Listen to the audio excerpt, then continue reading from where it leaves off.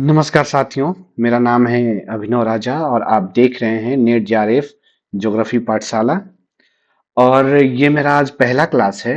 आज हम शुरू करने वाले हैं नेट जेआरएफ के लिए। इसमें तैयारी होगी, इसमें हर तरह की इस चैनल पे आपको ज्योग्राफी से रिलेटेड जितने भी कम्पिटिटिव एग्जाम हैं, जो जिससे ज्योग्राफी के सवाल पूछे जाते हैं, हम सब लाएंगे इस पे चैनल धीरे धीरे करके। आज मेरी पहली क्लास है, तो आज हम शुरू करने वाले हैं जो है नेट जेआरएफ का जो पेपर हुआ है इस बार दिसंबर 2025 में, उसका हम पीवाईक्यू डिस्कशन करेंगे। अभी मैं जो है ये रिस्पॉन्स शीट है, ठीक है, ये रिस्पॉन्स शीट को डिस्कस करेंगे।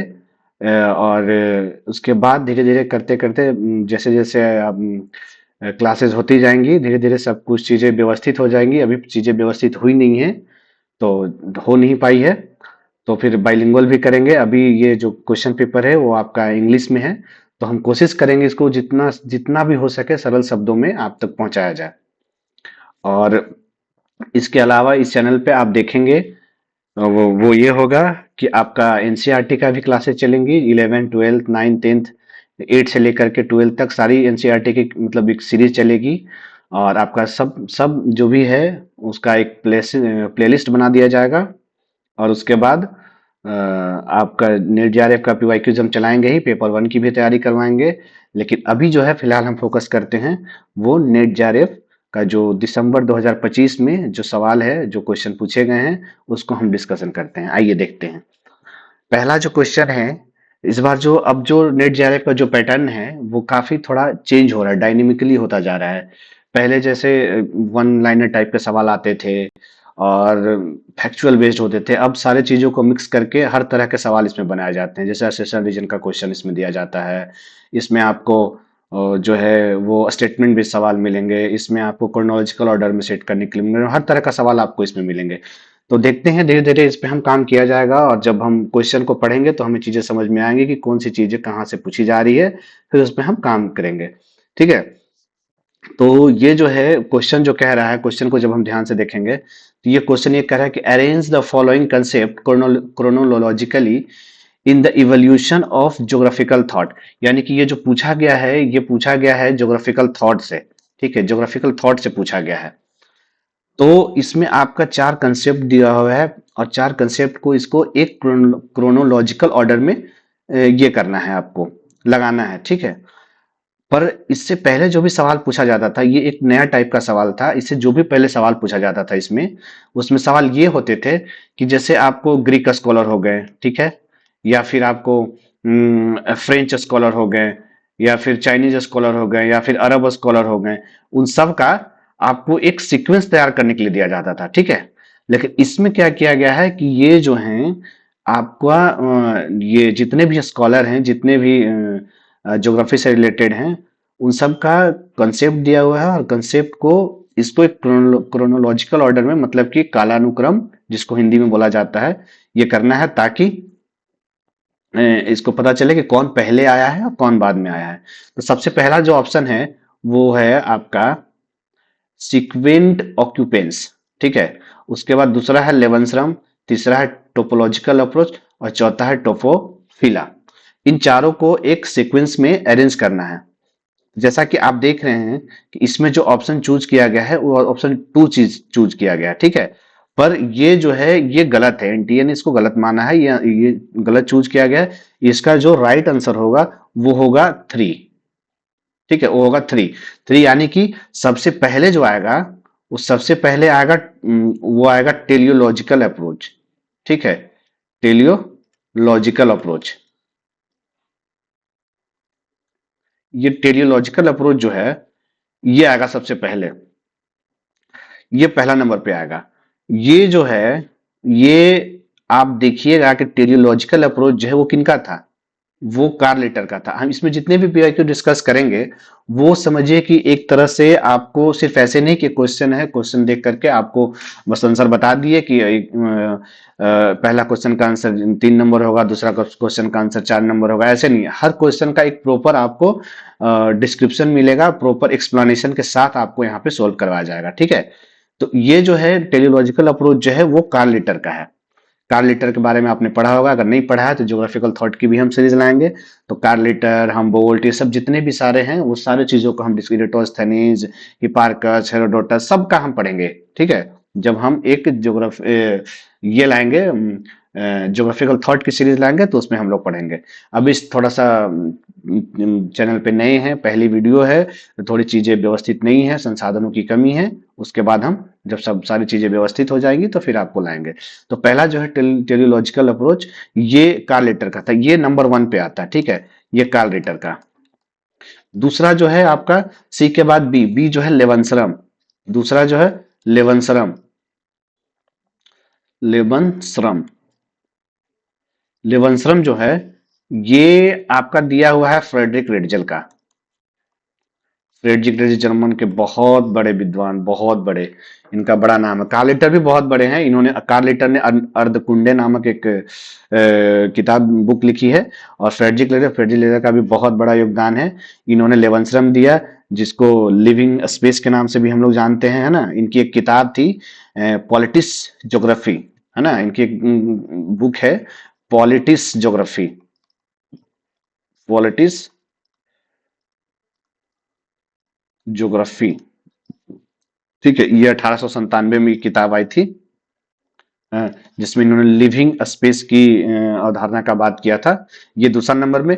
और जो तीसरा नंबर में आएगा, वो तीसरा नंबर में है आपका सीक्वेंट ऑक्यूपेंस, है ना। सीक्वेंट ऑक्यूपेंस,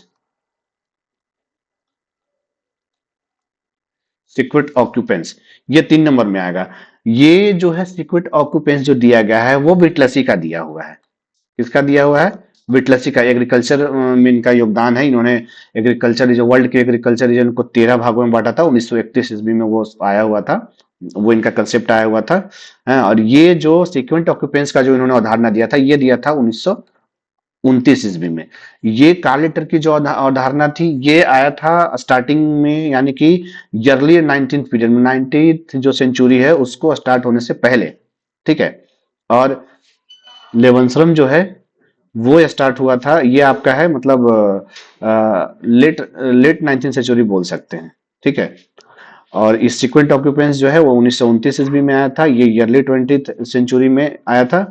और जो एक और है वो है आपका, जो लास्ट सबसे है चौथा नंबर पे, वो है टोपोफिला। ठीक है, टोपोफिला।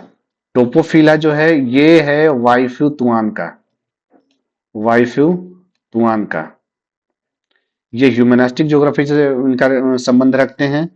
और टोपोफिला जो है, टोपोफिला ये कहते हैं कि emotional bond between the people and their place, यानी कि कोई जगह है, यहाँ के पीपुल का इस जगह के साथ जो एक इमोशनल बॉन्डिंग होता है ना, इमोशनल बॉन्डिंग होता है, उसी कनेक्शन को इन्होंने टोपोफिला कहा है।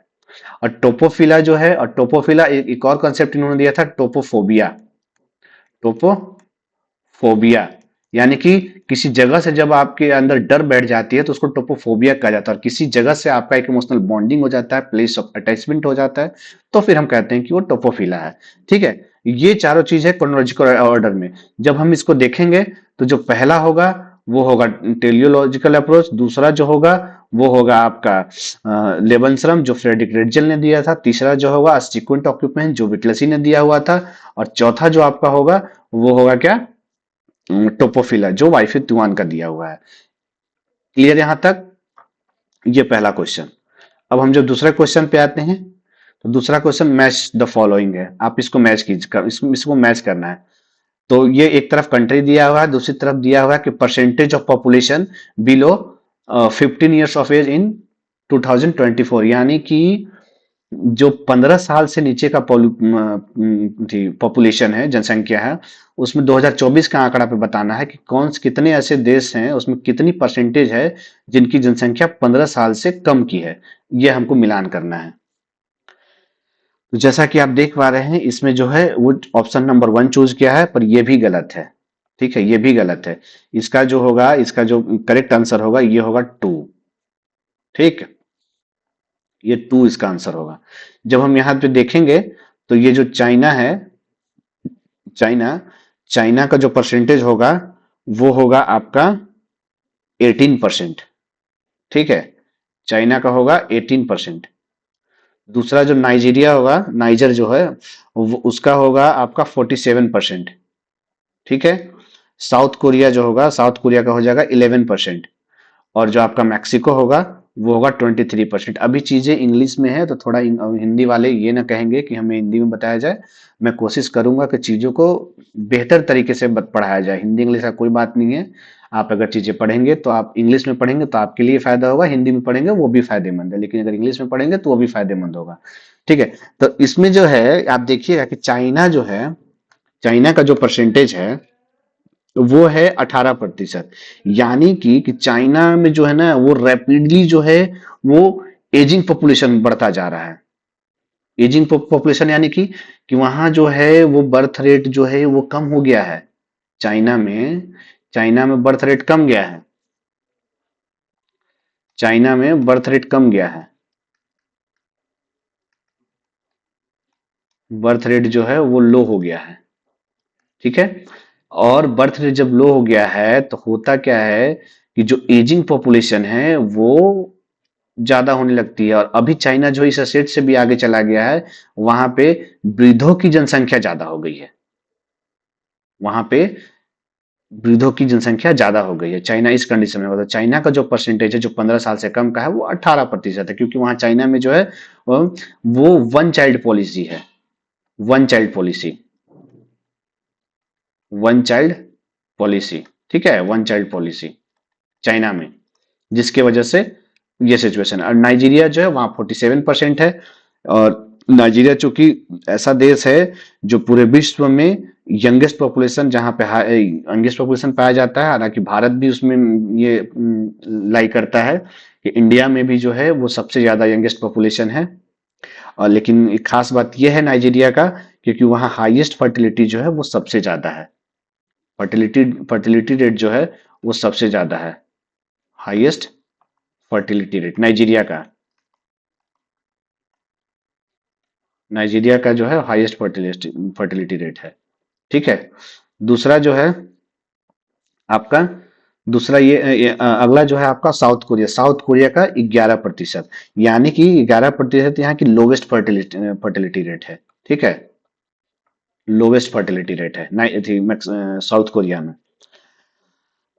और एक जो आपका कंट्री बचा वो है मैक्सिको। वो है आपका मैक्सिको।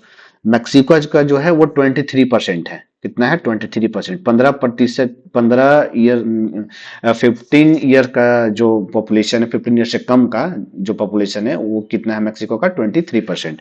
ठीक है, तो मैक्सिको में क्या है कि वहाँ जो डेमोग्राफिक ट्रांजिशन है वो मॉडरेट बोल सकते हैं। और यूथ पॉपुलेशन भी कम, बहुत कम है, ज्यादा नहीं है, मॉडरेट लेवल का है। तो ठीक है, 23% है। ठीक है, यहां तक क्लियर आपका? ये चीजें जो क्या होती है अनएक्सपेक्टेड हो जाती है। जो देखिए ये भी जो क्वेश्चन है, ऐसा क्वेश्चन जो है जनरली जो पढ़ के जाते हैं वो सेंसस जो है, वो सेंसस 2000 जो अभी 11 का जो अभी चल रहा है उसका लोग पढ़ के जाते हैं। लेकिन यहाँ जो है ये डाटा जो है 2024 का पूछ दिया था। 2024 का तो काफी बहुत कम ही लोग होते हैं जो इस टॉपिक पे कि 15 साल से कम बच्चों का पूछेगा, ऐसा कम ही पढ़ के जाते हैं। तो ये अनएक्सपेक्टेड क्वेश्चन है। अगला जो क्वेश्चन है आपका, वो तीसरा क्वेश्चन ये है कि in which of the following region the total fertility rate is highest as per UN world population data 2024। देखिए ये जो है वो यूएन पॉपुलेशन डाटा 2024 का एकदम रिसेंट, 2025 में एग्जाम हुआ है। और 2024 का यूएन वर्ल्ड पॉपुलेशन, जनरली जो है इंडिया का सेंसस जो होता है उससे सवाल पूछता है। सेंसस 2011 से सवाल पूछा जाता है। लेकिन यहाँ देख लीजिए कि ये जो पूछा गया है वो यूएन वर्ल्ड पॉपुलेशन, मतलब एकदम रिसेंट डाटा से। तो इसका लेवल आप इस बात से समझ सकते हैं कि कितनी चीजों को आपको माइंड में रखना होगा। तो इसका जो आंसर होगा, in which of the following region total total fertility, यानी कि TFR। TF, एक minute,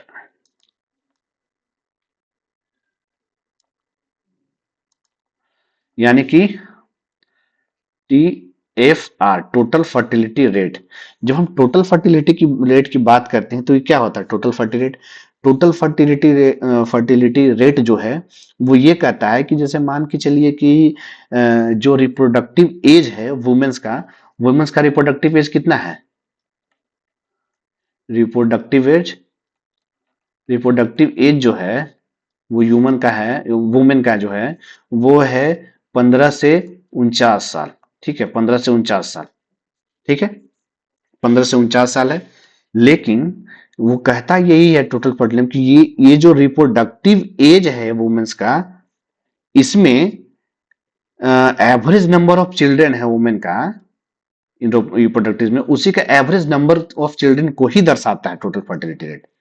average number of children women is expected during her reproductive age. ठीक है, कोई दिक्कत?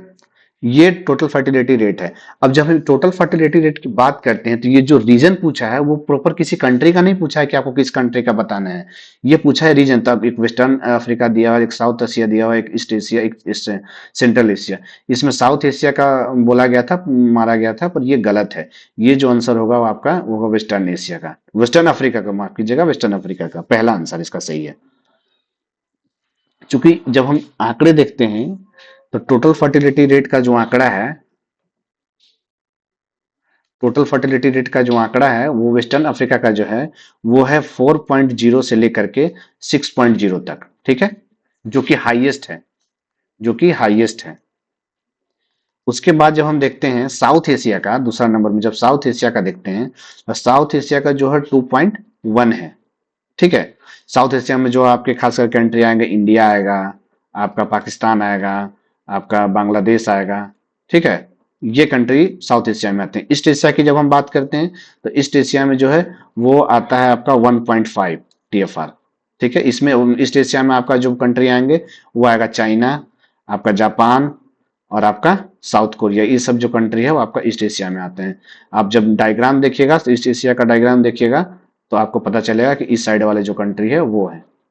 ठीक है, सेंट्रल एशिया की जब हम बात करते हैं तो 2.5 से लेकर के 3.2 तक, जिसमें आपका उज्बेकिस्तान और कजाकिस्तान ये सब जो कंट्री है वो आते हैं। ठीक है, क्लियर यहां तक? अब जो है अगला आपका जो क्वेश्चन है वो ये क्वेश्चन है कि India sign and ratified Kyoto protocol in which year, मतलब इसमें इंडिया ने क्योटो प्रोटोकॉल में कब साइन किया था, ये क्वेश्चन है। तो इसका जो आंसर होगा वो होगा 2002। ठीक है, अब जब क्योटो प्रोटोकॉल हम बात करते हैं तो थोड़ा सा इसको हम समझ लेते हैं क्योटो प्रोटोकॉल की क्या है। क्या क्योटो प्रोटोकॉल, जब हम इन्वायरमेंटल ज्योग्राफी की क्लास करेंगे, जब एक सीरीज उस पर आएगी, उस पे जितने भी कन्वेंशन हैं जो शुरू से लेकर के अंत तक इन्वायरमेंट से रिलेटेड, ठीक है, क्लाइमेट से रिलेटेड, इन्वायरमेंट से रिलेटेड और एनिमल से रिलेटेड और वेटलैंड से रिलेटेड, सबका एक पूरा लिस्ट आएगा तो उसमें पढ़ेंगे। लेकिन यहाँ पे भी पढ़ना है तो क्योटो प्रोटोकॉल, तो क्योटो प्रोटोकॉल जो है वो आया था 1997 में। कब आया था? 1997। क्योटो जो है वो जापान में एक शहर है। ठीक है, क्योटो जापान में एक शहर है, वहां पे ये प्रोटोकॉल हुआ था वहां पे। और कब हुआ था? 1997 में। ठीक है, 11 दिसंबर 1997 को याद रखिएगा ये डेट। पूछा जाता है कि क्योटो प्रोटोकॉल कब हुआ था, तो 11 दिसंबर 1997 को। कहाँ हुआ था? जापान में हुआ था। ये किस लिए हुआ था? तो जब हम किस लिए हुआ था जब हम पढ़ेंगे तो इसमें आता है कि ये खास करके जो ग्रीन हाउसेस गैसेज हैं, जो ग्रीन हाउसेस गैसेज हैं उनका रिडक्शन, यानी कि उसकी कमी करने के लिए। अभी देख रहे हैं कि क्लाइमेट चेंज कितना बदलता जा रहा है, कितना ग्रीन हाउस गैसेस इन्वायरमेंट में हो गए हैं, आपका टेम्परेचर बढ़ गया है। तो उन सभी चीजों को लेकर के जो ग्रीन हाउसेस गैसेज हैं उनका रिडक्शन के लिए इसमें बात किया गया था, ग्रीन हाउस गैस का रिडक्शन। तो इसमें जो एक टारगेट रखा गया था वो रखा गया था ये कि 5.2% जो है उसका रिडक्शन होना चाहिए। किसके लेवल में? तो उस लेवल जो है वो था 1990 के आसपास में। ठीक है, 1990 का जो है उसके हिसाब से रखा गया था कि जितना लेवल 1990 में था उसी हिसाब से उसकी कमी होनी चाहिए, यानी कि 5.2% ग्रीन हाउस गैसेस का रिडक्शन होना चाहिए था। अब इसमें देखिए, जिसमें ना क्योटो प्रोटोकॉल में क्या था कि इसमें दो कमिटमेंट हुए थे। क्योटो प्रोटोकॉल में दो कमिटमेंट हुए थे। ठीक है, एक जो कमिटमेंट हुआ था वो 2008 से लेकर के 2012 तक हुआ था, और दूसरा जो कमिटमेंट था वो था आपका 2013 से लेकर के 2020 तक। क्लियर? 2020 का जो पहला कमिटमेंट था उसमें ये था कि 5% कम करना है। ठीक है, और इसमें क्या था, इसमें एक और खास बात है कि यूनाइटेड स्टेट ऑफ जो अमेरिका है वो यूएसए इस प्रोटोकॉल में साइन नहीं किया था, नॉट साइन। ये क्वेश्चन पूछा जाता है, यूनाइटेड स्टेट ऑफ अमेरिका जो है इसमें साइन नहीं किया था। और ये जो दूसरा अमेंडमेंट हुआ था, दूसरा अमेंडमेंट को दोहा अमेंडमेंट के नाम से जानते हैं। ठीक है, दोहा अमेंडमेंट के नाम से जानते हैं, दोहा अमेंडमेंट के नाम से जानते हैं। ये कब हुआ था, ये इसको खास करके 2013 में लिखते हैं, लेकिन 2012 में खत्म, 2012 में स्टार्ट हुआ था। तो कई दफा 2012 भी आता है, कई दफा 2013 भी आता है। तो ये दो कमिटमेंट हुआ था। इसमें क्या था, इसको हम दोहा अमेंडमेंट के नाम से भी जानते हैं, है ना। और इसमें क्या था कि इसमें उसमें जब पहला कमिटमेंट पीरियड में 5% कम करना था, दूसरा में इसको 7% कम करना था। कितना कम करना था? 7%। और तीसरा जो है इसमें एक चीज और है कि कनाडा जो है, वो कनाडा जो है वो इस विड्रॉ कर लिया था इस प्रोटोकॉल से। ठीक है, विड्रॉ, कनाडा विड्रॉ कर लिया था इस प्रोटोकॉल से। यहां तक क्लियर? ये है आपका। और एक चीज और है कि इसमें जो एक क्योटो प्रोटोकॉल से जो एक सवाल बनता है, वो सवाल ये बनता है कि जो 6 ग्रीन हाउस गैसेज हैं, 6 जो ग्रीन हाउस गैसेज हैं वो कौन कौन से हैं, ये सवाल पूछता है कई दफा। तो आपका एक कार्बन डाइऑक्साइड हो गया, एक आपका हो गया मीथेन हो गया CH4, एक आपका हो गया नाइट्रस ऑक्साइड हो गया N2O, एक हो गया आपका हाइड्रोफ्लोरोकार्बन हो गया, है ना, एक हो गया आपका परफ्लोरोकार्बन से होता है वो हो गया। कितना हो गया, 1 2 3 4 5, एक और है, एक और है जिसको बोलते हैं सल्फर फ्लोरोकार्बन होता है ऐसे करके, वो है। ठीक है, ये आपका फर्स्ट कमिटमेंट पीरियड में था। इनको कम करना था कितना? 5.2%। क्योटो प्रोटोकॉल का यही टारगेट था कि इसको कम किया जाए, GHG गैसेस को। ठीक है, रिड्यूस करना। क्योटो प्रोटोकॉल कब आया था? वो आया था 11 दिसंबर 1990 को। क्लियर? अब जो अगला क्वेश्चन है, which one of the following marine biome, marine biomes is the deepest biome zone. जब हम बायोम की बात करते हैं तो बायोम भी कई तरह के होते हैं, उसमें खास करके जो इसमें स्पेसिफिक पूछा गया है वो मैरीन, यानी कि जो वाटर से रिलेटेड है, जो पानी से रिलेटेड है। ठीक है, यानी कि जो ओशियन से रिलेटेड है। जब ओशियन से बात करते हैं तो इसमें जो है डीपेस्ट जोन की बात करें, जो सबसे गहरा बायोम है वो कौन सा है? तो सबसे जो गहरा है वो होता है हैडल जोन। ठीक है, कौन होता है? Hadal zone. और जो सबसे ऊपर का जो बायोम होता है, मतलब सरफेस वाला, वो होता है एपी पेरी जोन। ठीक है, एपी पेलियजिक जोन।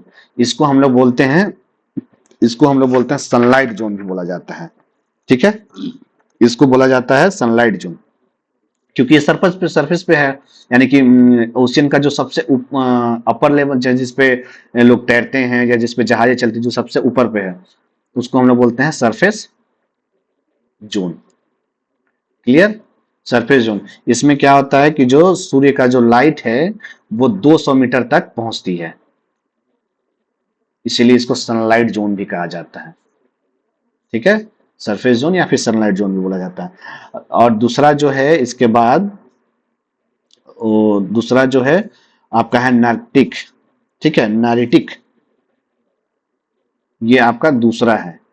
ये आपका पहला हो गया, ये आपका दूसरा हो गया नारिटिक। ठीक है, यानी कि ये ज्यादा नहीं है, ये 200 मीटर के जो बाद वाला है, जो सैलो पार्ट होता है उसको, ये वाला है 200 मीटर के बाद वाला, 200 मीटर के बाद वाला। ठीक है, क्लियर? 200 किलोमीटर के बाद वाला। तीसरा जो है वो बैथी पैलिजिक जोन, यानी कि इसको ये जो 4 नंबर क्वेश्चन यहाँ पे चूज किया गया, इसका मतलब है कि बैथी का मतलब होता है कि यानी कि जो समुद्र की गहराई में है उससे रिलेटेड, लेकिन ऐसा नहीं है। इसके बाद भी जब एक खोज हुआ था, यानी कि हेडल एक ये हुए थे, उन्होंने खोजा था सबसे डीपेस्ट पॉइंट को, इसीलिए हेडल जोन के नाम से भी उसको जाना जाता है। ठीक है, हेडल जोन, ये सबसे डीपेस्ट जोन है हेडल जोन। ये करीब जो है आपका जो मैरियाना ट्रेंच है ना, मैरियाना ट्रेंच पैसिफिक ओशियन में करीब करीब 11 किलोमीटर की डेप्थ तक, यानी कि 11,000 मीटर जिसकी डेप्थ है, वहां तक की जो गहराई है उसको हेडल साहब ने मापने का प्रयास किया था, जिससे पता चला है। तो इसीलिए उसका नाम पड़ा है हेडल जोन। क्लियर? ये हेडल जोन जो है वो करीब 6,000 मीटर से शुरू होता है और करीब 11,000 मीटर के आसपास तक जाता है। ठीक है, ये क्लियर आपका? ये चार है। पहला जो आपका हुआ, पहला हो गया एपी पेलिजाइक, दूसरा जो हो गया आपका वो हो गया नैरिटिक, तीसरा हो गया आपका बैथी, और चौथा जो आपका हो गया वो हो गया हडल। Huddle clear? ये चीज। अब अगला जो है 6 क्वेश्चन देखिए, असर्शन रीजन का क्वेश्चन आ गया। हमने कहा था कि इसमें कई तरह के सवाल मिलेंगे आपको। और तो इसके लिए अभी अभी हम जब पीवाईक्यूज कर रहे हैं, धीरे धीरे जब हम इसके क्लासेस भी करेंगे टॉपिक वाइज, तो सारी चीजें क्लियर होती जाएगी। ठीक है? तो इसमें क्या है कि इसमें असेशन रीजन में एक असेशन दिया होता है और एक रीजन दिया होता है। इसमें ये बताना होता है कि असेशन जो है, रीजन जो है, क्या असेशन की सही व्याख्या कर रहा है या नहीं कर रहा है। अगर कर रहा है तो उसका रीजन दिया होगा आर में, क्या कि क्यों कर रहा है, जो पहला जो कथन दिया हुआ है। ठीक है, तो इसमें जो पहला असेशन जो हम पढ़ते हैं, जो कथन है, वो ये है कि India is in the late expanding stage of demographic transition. यानी कि एक थ्योरी है डेमोग्राफिक ट्रांजिशन की, डेमोग्राफिक ट्रांजिशन थ्योरी। ये पॉपुलेशन ज्योग्राफी का पार्ट है, ट्रांजिशन थ्योरी। ठीक है, इसको दिया था Thomson and J Thomson and Notestein एक करके ज्योग्राफर थे, उन्होंने दिया है। ठीक है, जे थॉमसन एंड नॉटिंस्टन उन्होंने दिया है। इन्होंने इसमें कई सारे स्टेज बताए हैं, 1 2 3 4 ऐसे करके इन चार स्टेज बताया है। चारों का अपना अपना नाम है। ये चारों स्टेज डिसाइड होते हैं कि किसका बर्थ रेट ज्यादा है, कौन से स्टेज में बर्थ रेट ज्यादा होता है, कौन से स्टेज में मोर्टेलिटी रेट ज्यादा होता है। ये सारा सब चीज़ की व्याख्या करते हैं कि क्यों ऐसा है, क्या है, नहीं है, सारी चीज़ों का। ये जब हम थ्योरी की क्लास लेंगे तो उसमें भी हम इसको हम डिस्कस करेंगे। लेकिन ये जनरली डेमोग्राफिक ट्रांजिशन थ्योरी का सवाल है, और इसमें यही पूछा गया है कि जो स्टेजेज हैं इनका, किस स्टेज में जो है इंडिया लेट, ये जो बता रहा है कि लेट एक्सपेंडिंग स्टेट जो है, क्या उसमें इंडिया करता है, वो यही पूछा कि India is the late expanding stage of demographic transition. ठीक है, इसका रीजन ये कह रहा है कि the empowered action group stage have lowest total fertility rate among all stage. यानी कि पहला जो मेरा जो सेशन ये कह रहा है कि इंडिया जो है वो कहाँ लाई करता है, वो लेट एक्सपेंडिंग में। ठीक है, वो लेट एक्सपेंडिंग में करता है। उसका रीजन ये दे रहे हैं कि ईएजी जो ग्रुप है उसका लोवेस्ट टोटल फर्टिलिटी रेट है। क्या है ना, लोवेस्ट टीएफआर है।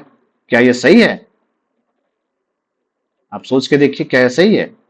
ये सही व्याख्या कर रहा है? तो इसका कहने का मतलब है कि पहली बात तो ये व्याख्या ही नहीं कर रहा है, ये बोल क्या रहा है और इसका रीजन हम क्या दे रहे हैं, ये तो कर ही नहीं रहा है। तो इसका मतलब कि देखेंगे जब हम पढ़ेंगे तो इसमें ये पता चलता है कि जो इंडिया है वो सही बात है, वो लेट एक्सपेंडिंग स्टेज में लाई करता है। यानी कि जो लेट लेट एक्सपेंडिंग स्टेज है वो आता है आपका स्टेज 3 में। ठीक है, और इंडिया इसी 3 स्टेज में, पहले जो था वो इंडिया स्टेज 2 में था, अब जो है इंडिया आ गया स्टेज 3 में। यानी कि इंडिया, सही बात है, ये जो स्टेशन है आपका सही है।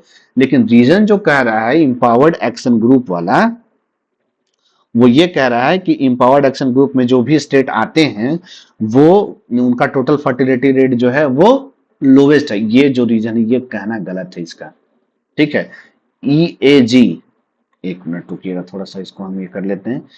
ई ए जी, ये इसमें जो आते हैं, इसमें जो आपके जो स्टेट आते हैं वो हैं आप बिहार, ठीक है, झारखंड, आपका हो गया यूपी, एमपी, छत्तीसगढ़, ठीक है, छत्तीसगढ़, राजस्थान एंड उड़ीसा। ठीक है, ये ईएजी ग्रुप में आते हैं, और इनका टीएफआर जो है, टोटल फर्टिलिटी रेट जो है वो हाई है। और यहाँ क्या कह रहा है कि इनका टोटल फर्टिलिटी रेट क्या है, लो है, यानी कि ये जो है वो गलत है। क्लियर? तो अगर ये सही है और दूसरा गलत है तो इसका ऑप्शन नंबर कौन सा हो जाएगा, 3, कि A is correct but R is not correct. Clear? इसका जो इन सभी स्टेटों का जो खास करके देखेंगे तो इसमें जो बिहार का टीएफआर है, टोटल फर्टिलिटी रेट है, ये जो बिहार का जो टोटल फर्टिलिटी रेट है वो है आपका 2.8 से लेकर के 3.0 के बीच में। ठीक है। यूपी का आपका जो है वो 2.35 के आसपास में टोटल फर्टिलिटी रेट। जब हम क्या पॉपुलेशन ज्योग्राफी की क्लास करेंगे तो उसमें सारा चीज एक एक टॉपिक क्लियर करेंगे, अभी तो इसका एक्सप्लेनेशन कर रहे हैं, अभी उतनी बड़ी क्लास कर नहीं सकते हैं। ठीक है। ये 2.35 है, इसलिए फैक्ट्स पे हम बात करते हैं, जो चीजें हैं उसी पे बात करते हैं। अब देखिए जो लोवेस्ट टोटल फर्टिलिटी रेट वाले जो ये तो हाईएस्ट होता है, फिर लोवेस्ट वाले कौन से हैं? जब लोवेस्ट टोटल फर्टिलिटी रेट वाले की जब हम बात करते हैं तो वो आते हैं आपका कहाँ, जो साउथ इंडियन स्टेट हैं खास करके, ठीक है, उधर में आते हैं। जैसे केरला हो गया आपका, है ना, आपका तमिलनाडु हो गया, एक है आपका दिल्ली, यहाँ भी टीएफआर जो है वो कम है। ऐसा क्यों है? आपने सोचा है कि टीएफआर जो है वो क्यों है कम? इसलिए है क्योंकि यहाँ पे ना आप देखिएगा कि लिटरेसी रेट काफी बहुत अच्छा है। एजुकेशन के मामले में ये सारे स्टेट जो हैं, केरला हो गया, दिल्ली हो गया, ये सब इन सब स्टेटों को देखते हैं, खास करके जैसे उड़ीसा, बिहार, राजस्थान, यहाँ पे गरीबी रही है, ठीक है, उतनी सुविधाएं नहीं रही है, इतना विकास नहीं कर पाए हैं, काफी सारी चीजों का अभाव रहा है। तो यहाँ पे रहने का रीजन है, और यहाँ पे रहने का भी एक प्रॉपर रीजन, कम रहने का इस प्रॉपर रीजन है कि लोग शिक्षित हो चुके हैं, मेडिकल सुविधाएं ज्यादा हो गई है, लोगों ने कॉन्ट्रासेप्शन यूज करना शुरू कर दिया था। ठीक है। एजुकेशन, बेहतर एजुकेशन भी है, और सबसे बड़ी बात है कि सोशल चेंजेस भी एक बहुत बड़ा प्रभाव डालता है इसमें। लोग चाहते हैं कि हम अच्छा जिए, तो अच्छा कैसे जिए, अच्छा लाइफ जिए, हमारी लाइफ स्टाइल बहुत अच्छी हो, तो कब हो, वो तब होगी जब जनसंख्या कम होगी, और जनसंख्या तब होगी जब हम जनसंख्या कम तब होगी जब हम शिक्षित होंगे, है ना। न तो पहले के टाइम में क्या था, बिहार में खास करके, अभी भी बिहार हो गया, झारखंड हो गया, किसमें पुराने जमाने के जब लोगों से मिलते हैं तो किसी किसी के यहाँ, किसी के परिवार में 9 भाई बहन है, कोई 8 भाई बहन है ना, कोई 12 है, ऐसे ऐसे चलता था। अब क्या हो गया है कि हम दो और हमारे दो, ये सिस्टम चल रहा है। और ये चाइना में क्यों, कौन सी पॉलिसी आ गई है कि वन चाइल्ड पॉलिसी आ गई है चाइना में। ठीक है। ये क्लियर हो गया आपका आंसर कि पहला जो है वो सही है, दूसरा आपका गलत है। इंडिया जो है वो स्टेज 3 में है, स्टेज 3 जो है वो लेट एक्सपेंडिंग स्टेज को बताता है, और दूसरा जो है ईएजी में आते हैं ये सारे स्टेट, और ये सारे स्टेट का जो है वो लो नहीं हाई होता है। क्लियर? अगला जो है आपका वो मेजर इंडस्ट्रियल रीजन है ना, ये वर्ल्ड का मेजर इंडस्ट्रियल रीजन है, और उनका कंट्री दिया हुआ है कि ये जो इंडस्ट्रियल रीजन है वो कहाँ के हैं और कंट्री कहाँ है। क्लियर? इंडस्ट्रियल रीजन, तो पहला जो है आप देखिएगा कि मोहॉक वैली, मोहॉक, एक मिनट, मोहॉक, है ना, मोहॉक वैली, ये कहाँ है? मोहॉक वैली जो है ना, ये एक जगह है यूएसए में, है ना, यूएसए में न्यूयॉर्क के पास में, खास करके यूएसए, कहाँ, न्यूयॉर्क, यूएसए में न्यूयॉर्क के पास में एक जगह है, और यहाँ पे मोहॉक पीपुल रहते हैं, मोहॉक पीपुल, उन्हीं के नाम पर इस वैली का नाम पड़ गया है क्या, मोहॉक वैली। वो इंडस्ट्रियल रीजन भी है, ठीक है, इरोक्विज कॉन्सेप्ट भी बोला जाता है ऐसे करके कुछ, एग्जैक्ट मुझे पता नहीं है, लेकिन वो जो है मोहॉक पीपल वहां पे रहते हैं इसीलिए। तो मोहॉक वैली कहाँ है, यूएसए में। तो देखिए पहला का हम कहाँ मैच करेंगे, वो तीसरा में। इसमें देखिए तो पहला का तीसरा कहाँ है, दो जगह, एक डिलीट करते हैं, इसको हटा दें, एक मिनट,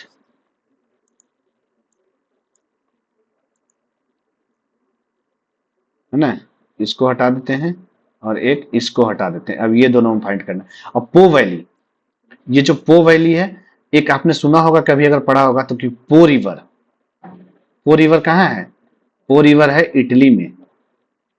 कहाँ है, इटली में, इटली की सबसे बड़ी नदी है ना, इटली की सबसे बड़ी नदी है, सबसे लंबी नदी कहा जाता है पो रिवर इटली की।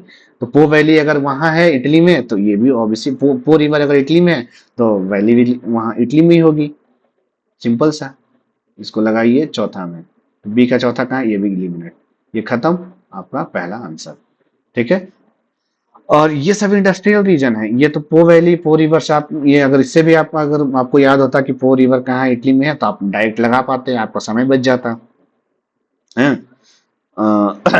ये जो है खास करके जो पो वैली है, वो ऑटोमेटिव एंड टेक्सटाइल इंडस्ट्री के लिए जाना जाता है ना। ऑटोमेटिव एंड टेक्सटाइल इंडस्ट्री के लिए। अब अगला है आपका रूअर वैली।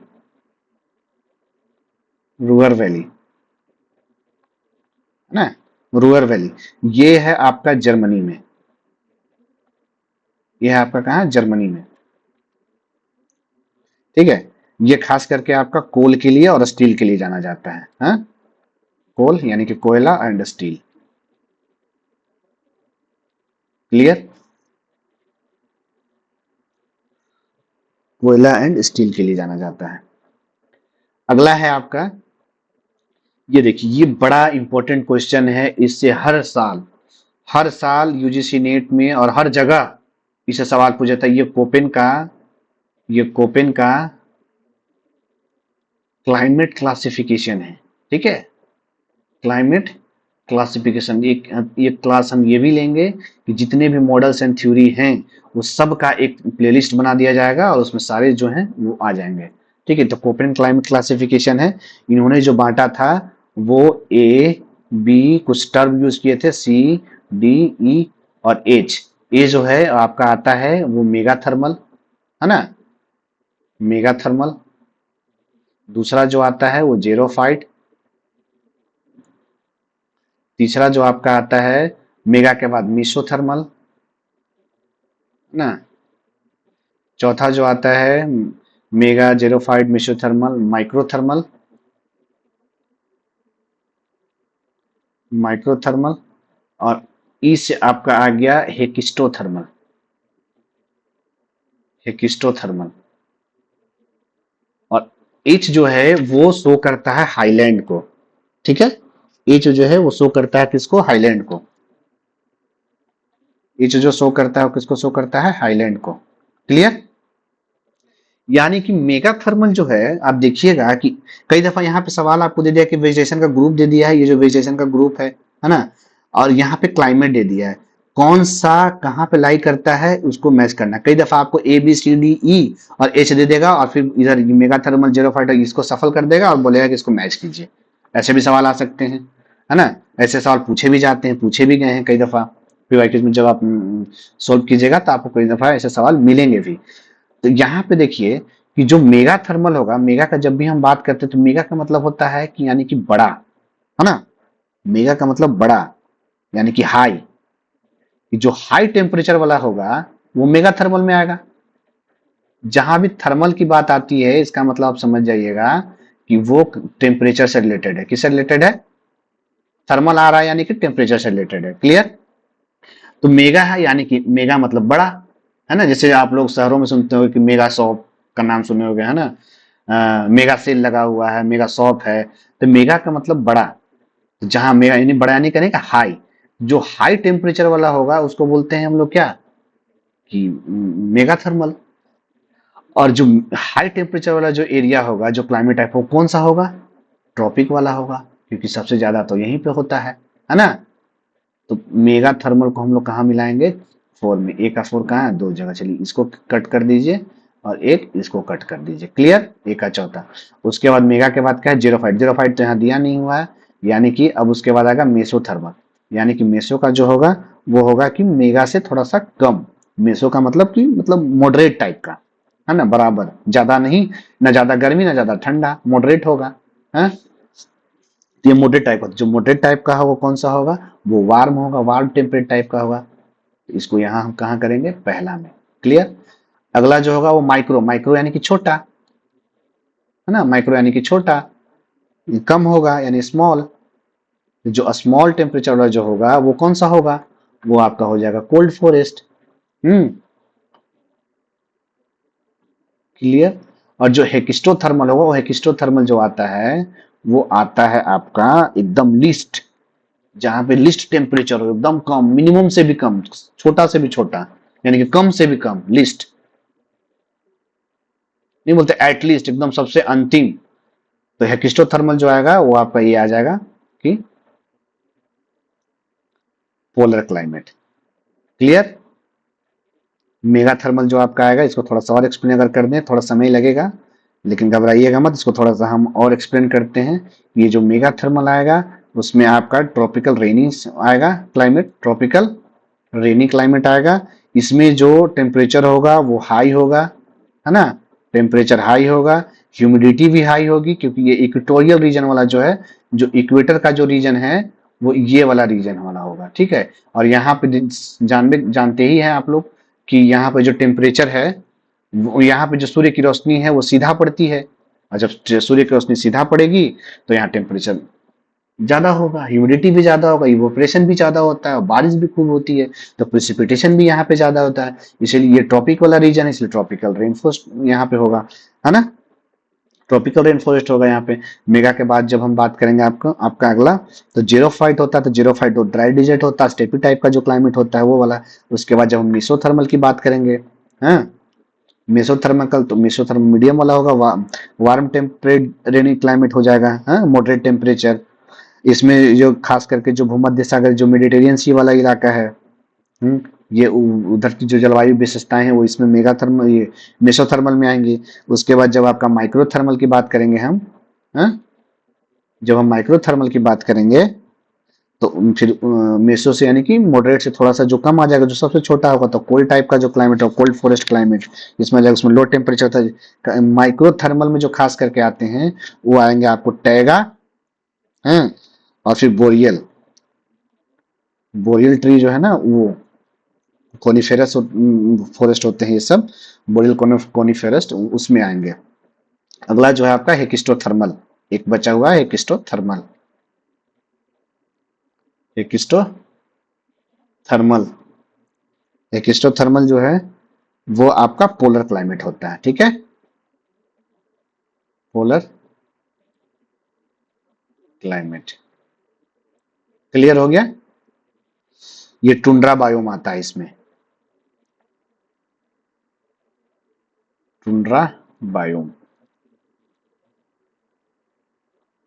अगला जो है आपका, ज्यादा नहीं, 10 क्वेश्चन ही करवाते हैं, फिर लंबी क्लास हो जाएगी, आप देख नहीं पाइएगा फिर, इसीलिए मेरी कोशिश ये रहेगी कि और छोटा किया जाए, जल्दी खत्म। मैं सोच, अगर चाहते तो इसको अभी 1 घंटे में 50 क्वेश्चन करवा देते, सिर्फ इसका आंसर बताते और उसके बाद खत्म कर देते, लेकिन ऐसा नहीं है। हम चाहते हैं कि इसका इसका प्रॉपर एक्सप्लेनेशन हो, ताकि आपको भी समझने में आसानी हो, और चीजें जब भी आप एग्जाम में बैठे तो आपको चीजें याद रहे, एक के बाद आप 4 क्वेश्चन बना सकते हैं। ये जो है 59 क्वेश्चन जो हो, ये कहता है कि एक आर्टिकल है ट्रांसपोर्टेशन एंड सोशल फ्रेमवर्क का, वो किस स्कॉलर के द्वारा लिखा गया, किसका कंट्रीब्यूशन है। तो ट्रांसपोर्ट, ये ट्रांसपोर्ट ज्योग्राफी का पार्ट है, ठीक है, ये ट्रांसपोर्ट ज्योग्राफी का पार्ट है। ये जो है ये लिखा गया है एमी हस्ट के द्वारा, किसके द्वारा लिखा गया है, एमी हस्ट के द्वारा, हाँ, ये लिखा गया है आपका 1973 में, याद रखिएगा, ये लिखा गया है आपका 1973 में। इन्होंने सोसाइटियल फ्रेमवर्क की बात की थी, है ना, जो ट्रांसपोर्ट का है उसका सोसाइटियल फ्रेमवर्क की बात की थी, सोसाइटल फ्रेमवर्क। सोसाइटल फ्रेमवर्क में क्या क्या चीजें आती हैं, वो आती है आपका इकोनॉमिक सिस्टम, आपका इकोनॉमिक सिस्टम आएगा उसमें, ठीक है, और सोशल स्ट्रक्चर आएगा आपका, फिर पॉलिटिकल पावर आएगा, ये सभी सारी चीजें इसमें आती है सोसाइटल फ्रेमवर्क, उसी की बात करते हैं जब हम पढ़ेंगे इनका, जब ये थ्योरी, तो उसमें देखेंगे, ज्यादा एक्सप्लेनेशन करेंगे तो फिर टाइम बहुत लगेगा, इसीलिए आपको बेसिक चीजें बता दिए हैं कि ये एमी हस्ट के द्वारा लिखा गया था, कब लिखा गया था, ये 1973 में आया था, हाँ। ये सोसाइटल फ्रेमवर्क की बात करते हैं। जेके जीफ जो है, इनका रैंक साइज रूल था, इन्होंने रैंक साइज रूल दिया है, कब दिया था, 1949 में, वो सिटी वाला कंसेप्ट रैंक के हिसाब से। उलमान जो है, एडवर्ड उलमान, उनका जो है वो मल्टीपल न्यूक्लियाई थ्योरी है, इन्होंने मल्टीपल न्यूक्लियाई थ्योरी, है ना, ये दिया उन्होंने। और स्टोफर का जो है वो, इनकी एक थ्योरी है, ये पॉपुलेशन ज्योग्राफी से रिलेटेड है। Theory of theory of intervening opportunity, है ना, इंटरवेनिंग अपॉर्चुनिटी, इंटरवेनिंग अपॉर्चुनिटी, ये इनकी जो थ्योरी आई थी वो 1940 में आई थी। जैसे सवाल पूछे जाते हैं, ये ईयर वाइज कभी दे देगा आपको और बोल देगा इनको आप अरेंज कीजिए। तो ये चीजें दिमाग में रहनी चाहिए कि कौन सी थ्योरी किनके द्वारा दी गई थी और कब दी गई थी, ये फैक्चुअल बेस्ड है। आजकल सवाल इससे भी पूछ दिया जाता है ताकि बच्चे याद ना, अब बच्चों को तो उतना ध्यान रहता नहीं है कि कब आया है, कंफ्यूजन काफी होता है। तो ये छोटी छोटी चीजें आपको जेआरएफ की ओर ले जाएगी, ठीक है। ये इंटरवेनिंग का अपॉर्चुनिटी जो है थ्योरी, ये इन्होंने बात किया था कि जो पीपुल है जो एक खास एक गिवन डिस्टेंस की ओर जब जाते हैं तो डायरेक्टली प्रोपोर्शनल होता है किससे, नंबर ऑफ अपॉर्चुनिटी से। ये हम बात करेंगे जब हम इंटरवेनिंग अपॉर्चुनिटी थ्योरी पढ़ेंगे, ठीक है। ये आपका हो गया। अब अगला जो है लास्ट क्वेश्चन, आज का लास्ट क्वेश्चन हम यही डिस्कस करेंगे क्योंकि बहुत देर से रिकॉर्डिंग चल रही है, तो फिर आपको लगेगा कि क्लास बहुत लंबी हो गई है, उबाऊ हो गई है, तो आप भी नहीं ध्यान से देख पाइएगा, इसलिए ज्यादा क्वेश्चन ही 10-10 क्वेश्चन की ही बात करते हैं। इसमें है कि इनकरेक्ट स्टेटमेंट को पहले ही पढ़ लीजिएगा बढ़िया से। कई दफा इनकरेक्ट को करेक्ट लोग समझ जाता है और फिर गलत लगा देता है। तो इनकरेक्ट स्टेटमेंट की बात करना है कि इसमें क्लाउड का और फ्रंट के बारे में। क्लाउड के बारे में तो आप जानते ही हैं, हाँ, ये क्लाइमेटोलॉजी का है। और फ्रंट जो है वो ये होता है कि जब दो एयर मास है ना, दो एयर मास है, उसका जो सामने वाला भाग है उसको फ्रंट बोला जाता है। दो एयर मास का जो सामने वाला भाग है उसको फ्रंट बोला जाता है। क्लियर।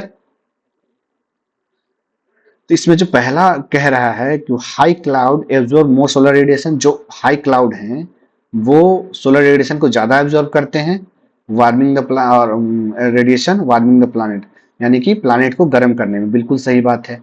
क्लाउड आपको पता होगा कि जब आप हीट वेव पढ़ते होंगे कि वो ट्रैप करते हैं, है ना, हाई क्लाउड जो है वो रेडिएशन को ट्रैप करते हैं, तो हाई क्लाउड एब्जॉर्ब करते हैं, तो क्लाउड एब्जॉर्ब करता ही है, सही बात है पहला। इन एन ऑक्यूल्डेड फ्रंट, जब हम फ्रंट की बात करते हैं तो कई सारे फ्रंट होते हैं, वार्म फ्रंट, कोल्ड फ्रंट। तो ऑक्यूल्डेड फ्रंट कब होता है, जब कोल्ड फ्रंट ओवरटेक करता है वार्म फ्रंट को, ठीक है। जब कोल्ड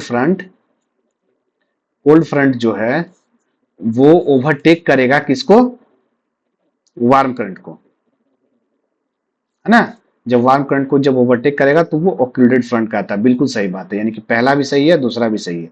देखिए तो कहीं पे है ऐसा, एक जगह तो मिल गया है, लेकिन आगे का भी दो स्टेटमेंट है वो भी हमको देखना पड़ेगा। वेन वार्म एयर इन्वेट्स, इन्वेट्स का मतलब होता है कि कह सकते हैं इन्वेट्स कोल्ड एयर, यानी कि ढकेल देना भी बोल सकते हैं, बोल सकते हैं। तो जब invades cold air the boundary is a cold front, नहीं नहीं, ये गलत बात है। जब वार्म फ्रंट इन्वेट्स करेगा कोल्ड एयर को तो बाउंड्री जो होगा कोल्ड फ्रंट होगा, नहीं, वार्म फ्रंट का ही होगा, ठीक है। ये वार्म एयर का ही बाउंड्री होगा, ये गलत है। अब एक अगला जो है, अब जब कोल्ड फ्रंट होगा, यहाँ पे कोल्ड फ्रंट जब वार्म फ्रंट को इन्वेट करेगा तो फिर बाउंड्री क्या वार्म करंट का होगा, नहीं, करंट नहीं, माफ कीजिएगा, हम करंट बोल रहे हैं, फ्रंट। जब कोल्ड फ्रंट वार्म फ्रंट को इन्वेट करेगा तो क्या बाउंड्री जो होगा वो वार्म फ्रंट का होगा, नहीं, कोल्ड फ्रंट का होगा। इसको क्रॉस कर दिया है। ये जो है अगला जो है आपका, अगला जो है देखिएगा, अगला जो है ये कह रहा है साइक्लोन से रिलेटेड। देखिए एक सवाल में कितने सारे कंसेप्ट हैं। एक तो आपका इंसोलेशन से है ना, क्लाउड से। दूसरा जो है आपका फ्रंट से है ना। तीसरा जो है, तीसरा भी फ्रंट से ही है। और चौथा जो है साइक्लोन से आ गया। यह है क्लाइमेटोलॉजी का, लेकिन एक साथ कई सारे टॉपिक चल रहे हैं। सोच लीजिए एक सवाल में चार चार टॉपिक है। Cyclone are often called as fair weather system, ऐसा तो नहीं होता है। जब भी साइक्लोन आता है तो वेदर जो है एकदम बढ़िया तो नहीं होता है, वेदर की स्थिति खराब होती है, पूरी तेज हवाएं चलती है, पूरी जोरदार बारिश होती है ना, बहुत जान माल की क्षति होती है। तो ये फेयर वेदर सिस्टम नहीं होता है, ये गलत है। जब भी साइक्लोन जो है, साइक्लोन का थोड़ा सा, साइक्लोन के बारे में हम लोग पढ़ ले, थोड़ा सा जान लेते हैं। जो साइक्लोन है ना, साइक्लोन। साइक्लोन जो है वो लो प्रेशर सिस्टम होता है। साइक्लोन जो है वो लो प्रेशर की, जब हवाएं गर्म हो जाती है, गर्म होकर के यहाँ पे लो प्रेशर होता है ना। जब हवाएं गर्म होती है तो यहाँ टेम्परेचर हाई हो जाता है और प्रेशर लो हो जाता है। प्रेशर लो हो जाएगा, टेम्परेचर हाई हो जाएगा और हवाएं ऊपर उठती है। तो इस जगह को भरने के लिए हाई प्रेशर से हवाएं लो प्रेशर की ओर चलती है। जब हवाएं ऊपर उठती है, तो फिर क्लाउड का फॉर्मेशन होता है। ठीक है, क्लाउड का फॉर्मेशन होता है, उसके बाद कंडेंसेशन होता है, उसके बाद प्रेसिपिटेशन होता है। ये आपका साइक्लोन है। और जब ये साइक्लोन तो बहुत तेजी से हवाएं घूमती है, घूमती हुई ऊपर उठती हैं, और उसके बाद क्लाउड का फॉर्मेशन होता है और फिर ये समुद्र से, खास करके समुद्र में इसका निर्माण होता है। जब ये समुद्र से स्थल भाग की ओर चलते हैं तो बहुत तेजी होती है, इनमें बहुत ताकत होती है। हाँ, और फिर ये कोस्टल इलाकों में खूब बारिश करते हैं और खूब तबाही मचाते हैं। जैसे फनी तूफान आया था उड़ीसा में, है ना। तमिलनाडु में कई सारे तूफान आते रहते हैं। आपका केरला में आते रहते हैं, कर्नाटका में आते रहते हैं। तो आपने सुना होगा साइक्लोन का मतलब। तो साइक्लोन जो है वो लो प्रेशर सिस्टम होता है। अब ये लेकिन फेयर वेदर सिस्टम नहीं होता, ये गलत है। एक है एंटी साइक्लोन, है ना। एक है आपका एंटी साइक्लोन। एंटी साइक्लोन जो है वो ये होता है कि ये जस्ट इसका उल्टा होता है। ये हाई प्रेशर सिस्टम होता है ना। ये हाई प्रेशर सिस्टम होता है, जस्ट इसके उल्टा। इसको हम लोग जानते हैं फेयर वेदर सिस्टम के नाम से, है ना। कभी आपने नहीं सुना होगा कि एंटी साइक्लोन आ गया, तबाही मचा दिया एंटी साइक्लोन, है ना, कभी नहीं सुना होगा। तो ये एक फेयर वेदर सिस्टम है। क्लियर। आज का क्लास हम इतना ही रखते हैं। उम्मीद करते हैं कि आप लोग को समझ में आएगा। मैं अगर आपके समझ में नहीं आया होगा, जहां कहीं भी आपको दिक्कत लगा होगा, आप कमेंट कीजिएगा, आप कोशिश कीजिएगा, हम उसमें और सुधार लाएंगे। अभी चीजें हमारे पास रिसोर्सेज की कमी है। जब और भी सारे रिसोर्सेज आ जाएंगे तो आपको पीपीटी से पढ़ाया जाएगा, आपको डिजिटल बोर्ड लाया जाएगा, है ना। सारी चीजें आपको हम उससे देंगे। अभी तक के लिए इतना ही। उम्मीद करते हैं आप चैनल को सब्सक्राइब करेंगे, लाइक करेंगे, और फिर हम आगे आपका क्लास ऐसे ही लाएंगे। एनसीईआरटी की भी क्लासेस आएंगी और भी कॉम्पिटेटिव एग्जाम की जितने भी ज्योग्राफी से रिलेटेड, हम सब आपको लाएंगे। क्लियर। किसी भी चीज को समझने में अगर दिक्कत हो तो आप कमेंट करें, फिर उनको हम डिस्क्राइब करेंगे। कल हम आपको 61 से डिस्क्राइब करेंगे। क्लियर। धन्यवाद।